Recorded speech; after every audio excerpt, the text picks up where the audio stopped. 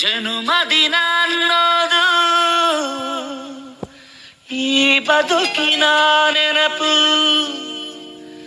ಈ ಬದುಕು ಅನ್ನೋದು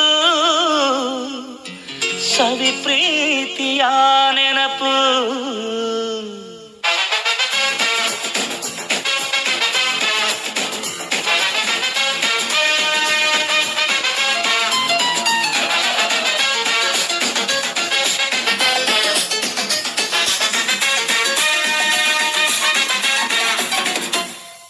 ನೂರಾರು ಕಾಲ ಸುಖವಾಗಿ ಬಾಳು, ಹ್ಯಾಪಿ ಹ್ಯಾಪಿ ಬರ್ತ್ಡೇ, ನಿನ ಬಾಳು ಎಂದು ಬೆಳಕಾಗಬೇಕು, ಹ್ಯಾಪಿ ಹ್ಯಾಪಿ ಬರ್ತ್ಡೇ.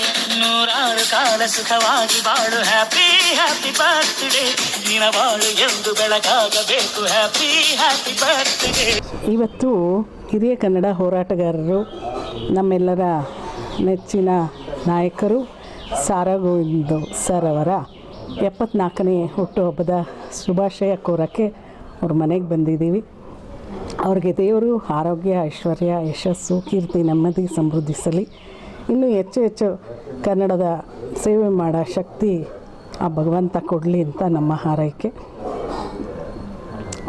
ಮತ್ತು ಅವರು ಯಾವ ಥರ ಅಂದರೆ, ಈಗ 3 ವರ್ಷದ ಹಿಂದೆ ತುಂಬ ಹುಷಾರಿಲ್ಲದೆ ಇದ್ದರು. ಆ ಟೈಮಲ್ಲೂ ಅವರು ಕನ್ನಡ ಹೋರಾಟಕ್ಕೆ ಬಂದು ನಿಂತು ಹೋರಾಟ ಮಾಡ್ತಾಯಿದ್ರು ಅಂದರೆ ನಿಜವಾಗ್ಲೂ ಅವ್ರ ಶಕ್ತಿ ಇನ್ನೂ ಹೆಚ್ಚಬೇಕು ಅನ್ನೋದು ನಮ್ಮ ಒಂದು ಹಾರೈಕೆ. ಅವ್ರಿಗೆ ಶುಭವಾಗಲಿ. ಹುಟ್ಟುಹಬ್ಬದ ಶುಭಾಶಯಗಳು ಸಾರಾ ಗೋವಿಂದ್ ಸರ್ಗೆ. ಜನುಮದಿನ ಅನ್ನೋದು ಈ ಬದುಕಿನ ನೆನಪು, ಈ ಬದುಕು ಅನ್ನೋದು ಸವಿ ಪ್ರೀತಿಯ ನೆನಪು.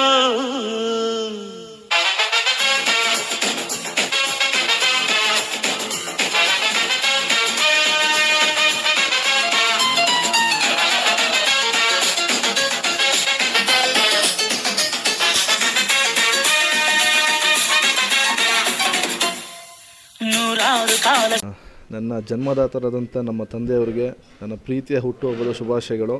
ಇವತ್ತು ಅವರು ನನ್ನ ಹುಟ್ಟಿಸಿದ್ದಕ್ಕೆ ನಾನು ಇರೋದು ಈಗಿರೋದು. ಸೊ ಸದಾ ಅವ್ರಿಗೆ ಋಣಿ.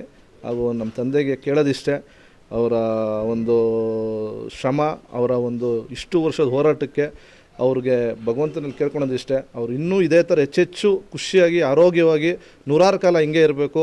ಇಷ್ಟೇ ಎಲ್ಲ ಅಭಿಮಾನಿಗಳ ಜೊತೆ ಹಿಂಗೆ ಖುಷಿಯಾಗಿ ಅವ್ರ ಅಭಿಮಾನಿಗಳು ಇನ್ನೂ ಹೆಚ್ಚಿನ ರೀತಿ ಸಂಪಾದಿಸಿ ಇನ್ನೂ ಅವರು ಹೆಚ್ಚು ಕಾಲ ನಮ್ಗಳ ಜೊತೆ ನಮ್ಮ ಮಧ್ಯದಲ್ಲಿ ಇದೇ ಥರ ಅನೇಕ ಈ ಒಂದು ನಾಡಿಗೆ ಸೇವೆ ಸಲ್ಲಿಸೋಂಥ ಒಂದು ಶಕ್ತಿ ಆ ತಾಯಿ ಚಾಮುಂಡೇಶ್ವರಿ ಕೊಡಲಿ ಅಂತ ಕೇಳ್ಕೊತೀನಿ. Thank you. ನನ್ನ ಹುಟ್ಟಿದ ಹಬ್ಬಕ್ಕೆ ನಾನು ಇಲ್ಲ ಅದು ನನ್ನ ಮೇಲೆ ಇರೋ ಪ್ರೀತಿಗಿನ್ನ ಹೆಚ್ಚಾಗಿ ನಾನು ಮಾಡಿರೋವಂಥ ಒಂದು ಸೇವೆ, ಕನ್ನಡದ ಸೇವೆ, ಅದಕ್ಕೆ ಗೌರವವನ್ನು ಕೊಡ್ತಾಯಿದ್ದಾರೆ ಅಂತ ನಾನು ಅಂದ್ಕೊಂಡಿದ್ದೀನಿ. ಅವರು ಅಂದ್ಕೊಂಡಿರೋದು ನಾನು ಅಂತ. ಅದಕ್ಕೆ ಎಲ್ಲ ಕಾರಣ ನನ್ನ ಆ ಹೋರಾಟ. ನನ್ನ ಹೋರಾಟದಲ್ಲಿ ಯಾವತ್ತೂ ಒಂದು ಕಪ್ಪು ಚುಕ್ಕಿ ಇಲ್ಲದೆ ತೊಗೊಂಡಿದ್ದೀನಲ್ಲ, ಅದು ಒಂದು ದೊಡ್ಡ ಖುಷಿ ನನಗೆ. ಹಾಗಾಗಿ ಇವತ್ತು ಅವರು ಆ ಒಂದು ಪ್ರೀತಿಯನ್ನು ಇವತ್ತು ಎಲ್ಲರಿಗೂ ನನ್ನ ಮೇಲೆ ಇಟ್ಟಿದ್ದಾರೆ. ಖಂಡಿತವಾಗಿ ಅದನ್ನು ಉಳಿಸ್ಕೊಡ್ತೀನಿ, ಬೆಳೆಸ್ತೀನಿ. ಮತ್ತು ಸದಾ ಕೊನೆ ಉಸಿರಿರೋರಿಗೂ ಕೂಡ ಕನ್ನಡದ ಹೋರಾಟದಲ್ಲೇ ನಾನು ಕೊನೆ ಆಗ್ತೀನಿ. ಮಕ್ಕಳಿಗೆ ದಾರಿದೀಪ ಆಗಿ ಇವತ್ತು ಅನ್ನ ನಾವು ತಿಂತಾಯಿದ್ದೀವಿ ಅಂದರೆ ಅವ್ರು ತೋರಿಸ್ಕೊಂಡಂಥ ದಾರಿ. ಅವ್ರು ನನ್ನ ಬೆಂಗಳೂರಿಗೆ ಕರ್ಕೊಬಂದು ಒಂದು ಕೆಲಸಕ್ಕೆ ಅಂತ ಸೇರಿಸಿ ಅವ್ರಿಗೆ ನಾವು ಪ್ರತಿಯೊಂದು ಊಟದಲ್ಲೂ ಅವ್ರ ಹೆಸರು ನಾವು ನೆನೆಸ್ಕೊತೀವಿ. ಏಕೆಂದರೆ ಅವ್ರ ಹೋರಾಟದ ಬಗ್ಗೆ ಹೇಳೋಷ್ಟು ನಾನು ದೊಡ್ಡವನಲ್ಲ.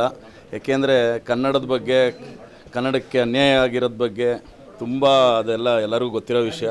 ಅವ್ರಿಗೆ ನಾವು ಕೇಳ್ಕೊಳ್ಳೋದು ಇಷ್ಟೇ, ಇರೋಷ್ಟು ಕಾಲ ಆರೋಗ್ಯ, ನೆಮ್ಮದಿ, ಆಯಸ್ಸು ತಾಯಿ ಭುವನೇಶ್ವರಿ ಕೊಟ್ಟು ನಮ್ಮಂಥ ಯುವಕರನ್ನು ಇನ್ನೂ ಹೆಚ್ಚೆಚ್ಚು ಬೆಳೆಸೋವಂಥ ಶಕ್ತಿಯ ತಾಯಿ ಚಾಮುಂಡೇಶ್ವರಿ ಕೊಡಲಿ ಅಂತ ಕೇಳ್ಕೊತೀವಿ. ಯಾಕೆಂದರೆ ನಿಮಗೆ ಗೊತ್ತಿದೆಯೋ ಗೊತ್ತಿಲ್ಲ, ಇವತ್ತು ಹಲವಾರು ಕನ್ನಡಪರ ಹೋರಾಟಗಾರರು ಇದ್ದಾರೆ. ಎಲ್ಲ ಅಣ್ಣನ ಶಿಷ್ಯಂದರೆ ಇವತ್ತೆಲ್ಲ ದೊಡ್ಡ ಮಟ್ಟದಲ್ಲಿ ಏನೇನೋ ಮಾಡಿಕೊಂಡು ದೊಡ್ಡ ಕೋಟಿ ಕುಳಗಳಾಗ್ಬಿಟ್ಟಿದ್ದಾರೆ. ಎಲ್ಲ ಹೇಳೋದು ನಾನು ಫಸ್ಟ್ ಹೇಳ್ಬಿಟ್ಟಿದ್ದೆ, ಹಲವಾರು ಕನ್ನಡಪರ ಹೋರಾಟಗಾರರನ್ನು ಹುಟ್ಟು ಹಾಕಿದ ಏಕೈಕ ನಾಯಕರಿದ್ದರೆ ಅದು ಗೋವಿಂದಣ್ಣವ್ರು ಮಾತ್ರ.